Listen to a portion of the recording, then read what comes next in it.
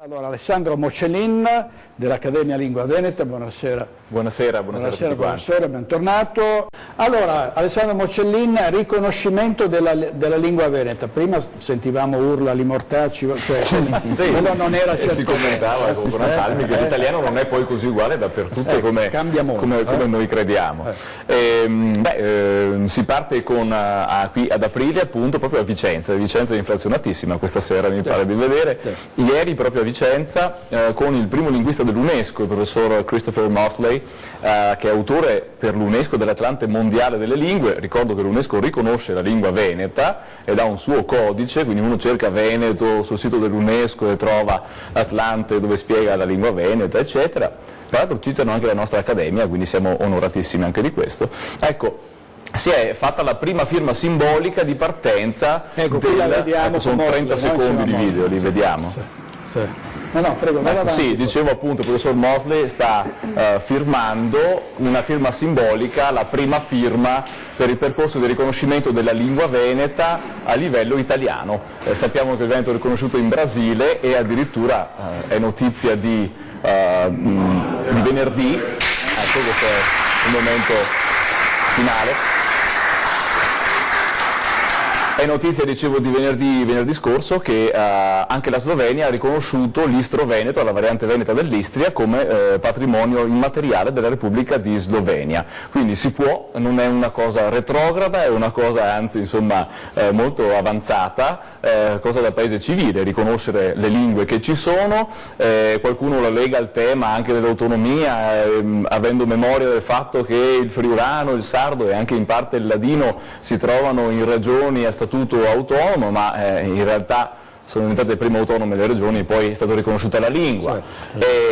Però dico, il discorso della lingua veneta può apparire una cosa che di fronte a questi grandissimi problemi possa essere, come dire, collaterale. In realtà credo che il fatto che intanto questo sia un percorso di riconoscimento della lingua non a partire dalla politica ma a partire dalla società, da ieri, da oggi, da domani, insomma quando volete potete andare, cioè ogni veneto, ogni cittadino italiano residente in un comune del Veneto può andare nel proprio comune per firmare questa proposta di legge per riconoscere la lingua veneta. È una proposta fatta ex articolo 71 della Costituzione, quindi una cosa perfettamente ufficiale, tant'è che è stata pubblicata proprio in Gazzetta Ufficiale della Repubblica Italiana il giorno 13 di febbraio ultimo scorso, quindi è una iniziativa che ci porta un po' a livello anche di altre parti d'Europa dove le lingue sono regolarmente riconosciute. Il Veneto, insomma, è una lingua, lo dice un po' tutti quanti, forse solo in Italia si tira un po' indietro, a volte per dietrologie politiche che mi sembra siano un po' strane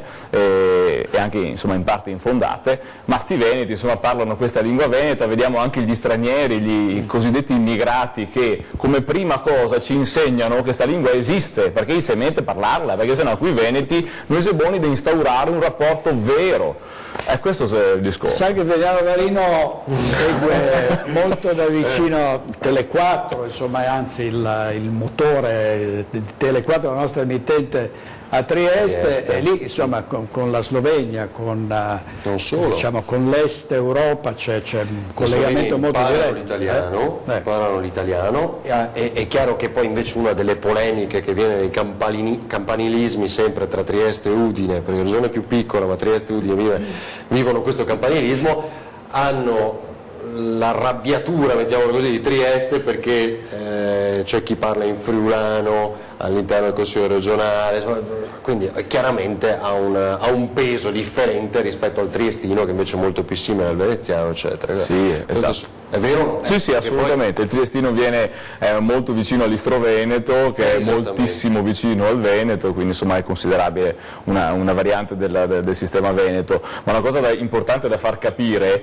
questa lingua veneta intanto è molto più grande del friulano, molto più grande, oltre 100 volte più grande del ladino, per esempio. Il Veneto è parlato, guardi direttore, avevamo sabato il secondo convegno internazionale sulla lingua veneta, presenti anche esponenti universitari dalle comunità venete all'estero, quindi abbiamo sentito parlare un veneto del Brasile, un veneto dell'Istria, anzi una veneta dell'Istria e un veneto del Messico, a Chipilo in Messico, vicino alla città del Messico, alla Puebla, vicino lì c'è una piccola comunità di originari da Segusino, Cuero, Vasto, insomma quelle zone lì, e li abbiamo sentiti parlare, sì, li abbiamo sentiti parlare tutti insieme, gente di terza, quinta generazione, e non c'era veramente nessuna difficoltà di comprensione. Peraltro il sardo è riconosciuto, il ladino è riconosciuto, il ladino sono 30.000 parlanti, 30.000, quindi circa anche meno della città di Bassano, però all'interno hanno 5 varietà linguistiche in 30.000 parlanti, quindi quello è stato riconosciuto come lingua, e lo è. Nel 1999, 20 anni dopo, riteniamo che sia arrivato il momento anche del Veneto, non solo del Veneto, volendo anche i napoletani potrebbero fare la loro parte, se lo faranno li sosterremo, ma ovviamente ai veneti che tocca partire per il Veneto prima di tutto. Allora, Alessandro Morcellino. Sì, mi pare che sulla parola rassegnazione forse dovremmo riflettere un po' di più, perché parlo sempre come dire, nell'ambito culturale, ma visto che sono insomma anche giovane, grosso modo, 31 anni, ma vorrei dire una cosa, l'Italia ha bisogno di ripensare se stessa, perché non è solo una questione di giustamente il bassissimo tasso di natalità e l'economia che va male. Mi sembra che non sia dire c'è un problema da risolvere, su questo concentriamo le forze intellettuali per risolverlo, mi sembra che sia un po' un colabrodo che fa acqua da tutte le parti e si tenta, invece di chiudere i buchi, di vedere se il rubinetto butta più acqua, per vedere se ne resta di più da bere tutti quanti, dove invece sarebbe opportuno magari fare un piccolo passo indietro e capire dove sta andando l'Italia, che cosa sta facendo, perché non è solo dire non ci sono più bambini e quindi non apriamo più gli asili, chiudiamo le elementari, i ragazzi che hanno 20 anni vanno via. Quindi quelli che hanno fatto le loro elementari, che hanno fatto le medie, le superiori, vanno all'università e poi scappano, letteralmente. Quindi non serve nemmeno fare una Italexit come fa la Brexit, lo fanno i giovani, young exit dall'Italia. Quindi questa cosa, per me che mi occupo di lingua veneta e di conseguenza per forza anche di storia veneta, è una cosa preoccupante, perché è la terza volta che un territorio vocato alla produzione, perché madre natura ci ha donato in Veneto una quantità mostruosa di varietà biologica, botanica, d'ogni tipo, e quindi una terra fertilissima dalla quale da secoli, da millenni i veneti, che sono veneti da 3.000 anni, così si chiamano su tutti i libri, su tutti i documenti antichi, producono e continuamente generano ricchezza, nuove idee, sono pionieri, ma queste idee non possono più svilupparsi qui, e questo succede dalle prime migrazioni. Non capiamo cosa sia successo, oppure si può magari analizzare cosa è successo, ma i veneti che sono in Brasile, sono milioni di discendenti di veneti in Brasile, in Messico, poi i miei nonni si sono sposati a Vancouver nel 1958 per esempio, poi sono tornati qui, però anche se non ricordo male anche il governatore Zaia ha un avo che nacque in Brasile, quindi questa storia continua a ripetersi, e per la terza volta una generazione di giovani veneti se ne va all'estero. Dobbiamo quindi comprendere, quando la Cina arriva, sembrano cose scollegate ma non lo sono se uno vede la storia nel lungo termine. La Cina arriva all'Oriente, bussa alla porta dell'Europa, e dove vuole andare? Vuole andare a Venezia. Che cosa risponde il governo italiano? Questa non è politica, è storia, lo dico, lo confermo. Che cosa risponde il governo italiano? Trieste o Genova. Dove Venezia, Venezia in quanto città che ha il nome dei Veneti, Venetia, è da 3.000 anni il punto di interfaccia tra il centro dell'Europa e il mondo medio orientale, e poi con Marco Polo, lo sappiamo tutti, orientale, dove c'è la statua di Marco Polo, l'unica al mondo, Hangzhou in Cina. Quindi dobbiamo capire che questo grande filone che conduce dalla Cina, attraversa storicamente, diciamo, e arriverà ancora di più, il continente asiatico, arriva nel Mediterraneo, risale verso il centro dell'Europa con il mercato centroeuropeo, con la Germania e i paesi dell'Europa, diciamo, orientale, è sempre passato per il Veneto. Quindi un Veneto che ha un minimo di autonomia intellettuale, non necessariamente solo istituzionale, anzi prima di tutto intellettuale, è un'interfaccia importante, un anello importante, perché delle grandi capitali d'Italia, perché Roma è solo una delle grandi capitali d'Italia, Venezia era l'unica che era interfacciata con l'Oriente. Tutte le altre grandi città italiane, Firenze, Roma, Napoli, Palermo, Genova, anche Torino e Milano stesse che si interfacciano via mare con Genova, sono tutte verso occidente, verso la parte di là del Mediterraneo. Venezia era ed è l'elemento geografico al quale i cinesi nel 2000 e cosa siamo, 2019, anno domini 2019, si vogliono interfacciare. Se noi veneti e se gli italiani non comprendono che questi veneti hanno questa, mi viene il termine in inglese, non in italiano, questa legacy, questo legato, questo ruolo, è un bel problema non solo per i veneti, ma vi annuncio un bel problema anche per l'Italia. Alessandro Mocellino, allora il riconoscimento della lingua veneta. Sì. Da questi giorni, nei prossimi giorni, potete andare a firmare in ogni comune del Veneto, tutti e 500, quanti sono adesso con le fusioni? 570 e qualcosa, e in ogni comune è arrivato questo modulo che troverete, voi andate nel vostro comune di residenza, questo è il modulo che troverete lì e potrete inserire appunto di fronte ovviamente nell'ufficio anagrafe oppure l'ufficio elettorale, andate con la vostra carta d'identità, richiedete di firmare per la proposta di legge riconoscimento della lingua veneta. Il comune ha il dovere di spiegarvi che cosa dovete fare, una cosa che costa veramente un minuto di tempo, serviranno 50.000 firme che non sono poi tantissime, visto che andiamo a votare in 2.400.000 per l'autonomia, vogliamo dire che noi viene su 50.000 firme in 6 mesi per il riconoscimento della lingua veneta, ovviamente noi continueremo a spingere per tutti questi 6 mesi a dimostrare che il veneto è una lingua che ha tutte le caratteristiche necessarie e che sarà un grande beneficio per i nostri giovani, perché anche al convegno internazionale che abbiamo fatto 2 giorni fa, il 30 di marzo ad Arzignano, con il patrocinio peraltro anche della Regione Veneto, si è parlato, quindi un altro grande convegno internazionale in Veneto, non quello di Verona sulla famiglia ma sulla lingua veneta, ecco, ad Arzignano. Appunto si è visto che il bilinguismo regionale è un grande beneficio per i ragazzi, perché li prepara al multilinguismo del mondo, quindi il monolinguismo, sapere solo una lingua, è una specie di virus, e quindi con la lingua veneta possiamo attrezzare i nostri ragazzi a vedere con 2 occhi, a sentire con 2 orecchie, a parlare con 2 lingue, quindi sai, i veneti tende a parlare poco, forse è il momento di esprimersi un poco di più. Ecco, la regione vi dà una mano?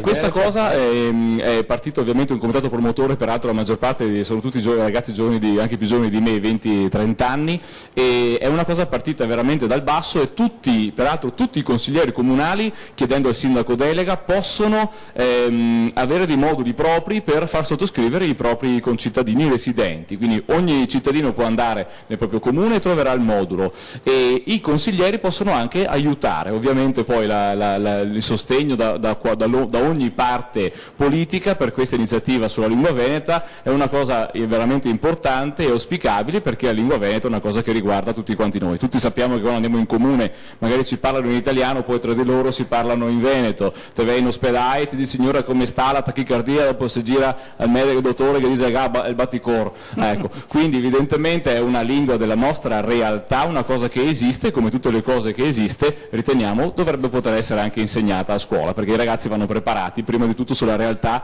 che hanno di fronte a loro, e nel nostro caso è anche quella della lingua veneta. Questo è il Mocellin, per dimostrare che sa la lingua veneta, deve dirmi cos'è. Aspetta che leso. In teoria, e ora intanto che vuoi un po' di correzione dell'ortografia, perché c'è il veneto come tutte le lingue e gana solo ortografia, pare di intuire, facendo interpretariato in un certo senso, che forse voleva dire il perioeo. Il perioeo è una delle varietà per dire il pirioto, l'impiria, quindi l'imbuto in lingua italiana. Ricordo ovviamente che abbiamo anche un dizionario della lingua veneta, italiano, veneto, che sai che dizionari portoghese, veneto, inglese, veneto, quindi nessun problema. Peraltro non esiste nessuna persona al mondo che conosca tutte le parole della lingua, quindi magari è una parola locale, un lessico familiare che evidentemente bisogna mettere in contesto, vorrei che si capisse. Nel Piave ci sono delle parole che di là del Piave ci sono, cioè varie da comune a comune. Questo è vero, di solito è sinonimi, voglio dire, anche uno dice maschio, che altro dice posseo, ma anche in italiano c'è diverse possibilità, anche in inglese che 7-8 modi di dire pig, sai che noi altri, conoscendo solo una, diciamo se pig, però in realtà c'è molte varietà interne. E dopo, per esempio, il numero 5, la maggior parte dei veneti dice 5, all'Hertz dice 5 per esempio, ma come anche io lo dicevo Ronigo, 5. Ah, dicevo 5 viaggi, no, adesso è famoso la San Capiava, il famoso palazzo Zeia che fosse a Cima d'Olmo, ecco, ho fatto corsi dalla libera adesso.